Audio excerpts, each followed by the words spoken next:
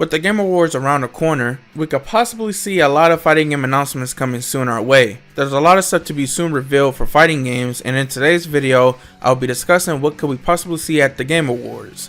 But before we get into the video, if you guys want to see more fighting game content on this channel, hit the like button and hit the subscribe button. Without further ado, if you guys are ready, let's jump into the video. So if you're not familiar with the Game Awards is happening on December 12th in Los Angeles, California. And in this event, it honors the accomplishment of the video game industry. It recognizes outstanding games in various categories and developers. We also see cool world premiere trailers for upcoming DLC and games that are coming out in the future at this event as well. I'm sure we could see a lot of interesting announcements at the Game Awards this year, especially for fighting games. And right now, I have a list of what we could possibly see, so let's start off with the first game.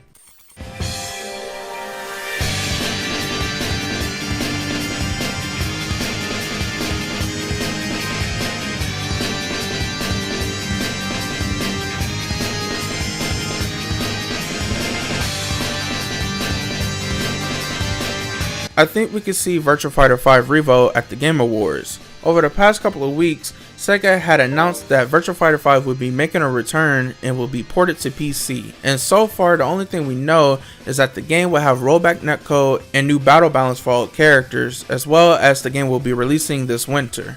We already have the Steam page up for the game, and part of me feels like this port is around the corner and is ready to be released. With fans being excited for the return of Virtua Fighter, I could see Sega dropping this port much sooner than we think. If you ask me when I think we could see this port, I would say maybe right after the Game Awards. I know I sound crazy for saying this, but I truly think this will happen mainly because Sega can keep the hype built up among the community with new changes to Virtua Fighter, and this gives Sega more time to work on the next installment within the series. And this would be great to have some Virtua Fighter representation at offline events again, since we already have confirmation that Virtua Fighter 5 Revo would take part of the main lineup at EVO Japan next year.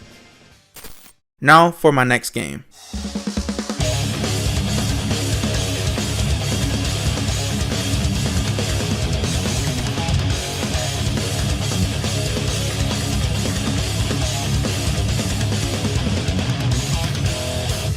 I'm sure we could see something for the next DLC character for Guilty Gear Strive.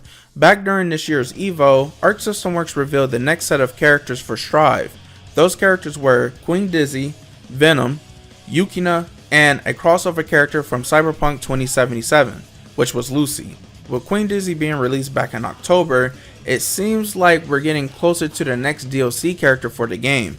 I could see Arc System Works showing Venom at the Game Awards, mainly because Venom is supposed to be released in early 2025. This isn't the first time that Arc System Works has shown their next DLC character at this event. Looking back at last year's Game Awards where Arc System Works showed off Elfelt, I could see the same thing happening this year with Arc System revealing Venom here. I could imagine Arc System Works wants to release Venom before Arc World Tour happens in March of next year. So that's why I have Guilty Gear Strive on my list. Next, I put Tekken 8.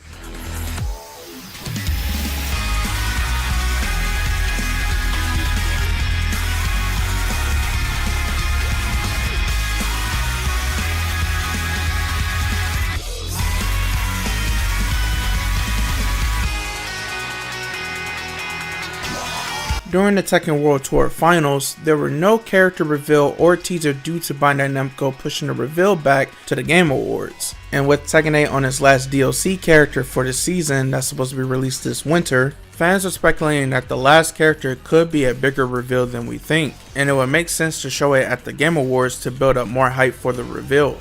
If you ask me who I think could be the last character, I wouldn't really know, to be honest. I would like to see a lot of characters make a return for Tekken 8 like Julia or Kunimitsu, but I would have to agree with people to think that the last character has to be a huge crossover character that's making their way into the game. I know fans have been asking for Tifa from Final Fantasy VII for a very long time, and I think there's a high chance of it being her.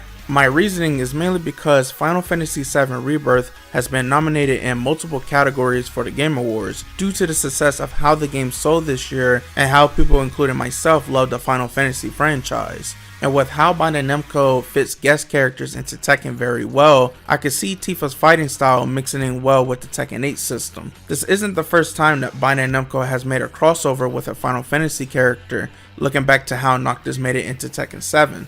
If this reveal happens to be Tifa, this reveal could be put down as one of the best reveals in fighting game history.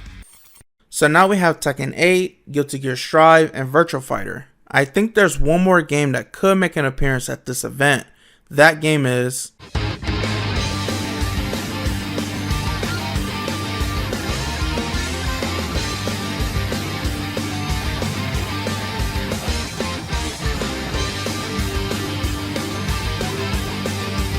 I'd say Fatal Fury City of the Wolves for last, mainly because we know that there's a lot to be shown for the game that hasn't been revealed yet from SNK. Fans including myself have been wondering when could we see some type of a beta announcement for the game, since SNK has teased us many times that a beta is coming in a lot of interviews with no date or hint of when it's happening. I think this is the opportunity that we could see an announcement of a beta for City of the Wolves at the Game Awards. And I know what some of y'all might be thinking, just a beta, that's all? No, I think we could possibly see a huge promotion trailer with a character along with a beta announcement. Usually SNK has been revealing trailers for the game at almost every event, and I don't think that would change at the Game Awards. We have 5 characters left to be shown for the base roster, and this would be a great time to reveal the next character for the game since we didn't get any update or trailer last month of November. And on top of that, we know on the Fatal Fury website there is one more promotion trailer left to be shown off. I'm pretty sure this would be the place to reveal that trailer along with tying in the next character reveal.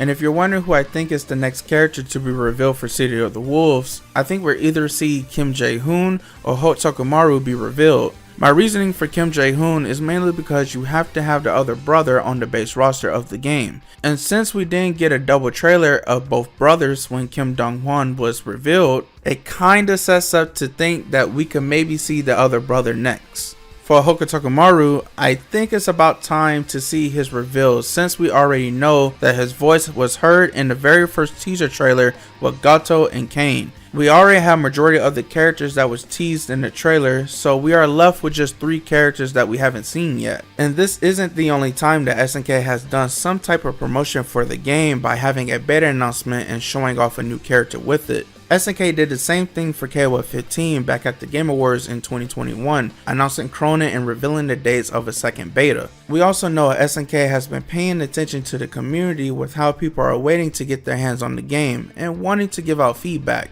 So this would be a great opportunity to have people try out City of the Wolves since it's the holiday season and people have some time off to try out the game, and SNK could get more feedback to make sure everything could reach people's expectations before the game's release.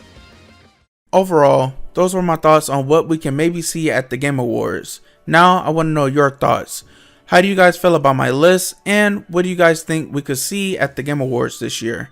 Let me know in the comments down below. And yeah, that was all for today's video. If you guys want to see more fighting game content on this channel, hit that like button, hit the subscribe button. And it is your boy Edo. I see you guys next time. Take it easy, stay safe, love y'all, peace out.